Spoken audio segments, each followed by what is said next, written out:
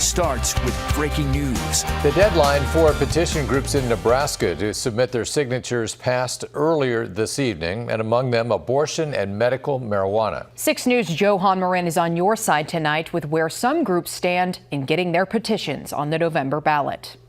A race to the finish line on Wednesday as petition groups try to get their issue on the November ballot. The Protect Our Rights group, which aims to protect abortion rights, turned in more than 207,000 signatures. The campaign manager tells me it's the most delivered in state history. We're thrilled from the overwhelming support of Nebraskans that truly believe the decisions around pregnancy and abortion belong in the hands of pregnant patients and their trusted medical providers, not our politicians. Pro-life groups like Protect Women and Children are also feeling confident going into the deadline. Submitted to the Secretary of State's office today, more than 205,000 signatures.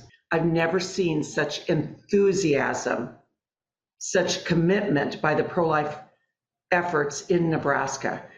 1,200 volunteer circulators helped to collect these signatures in 97 days.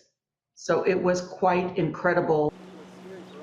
Meanwhile, Nebraskans for Medical Marijuana cut it close as they stood with clipboards at Beer, Wine, and Spirits on Wednesday, working to surpass the state's 123,000 minimum signature requirement. This is, a really big day. We have been fighting so long for this. We've been collecting signatures now for a year.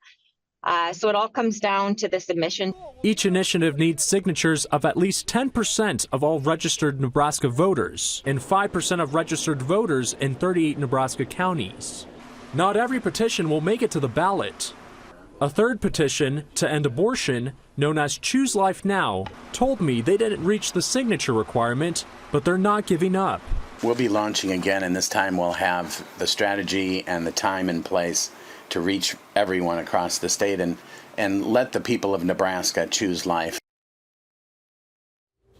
For the petitions turned in today, it will take the Secretary of State office at least 40 days to verify signatures. If both abortion petitions make the ballot and pass in November, the measure with the highest number of affirmative votes becomes law. On your side, I'm Johan Marin, 6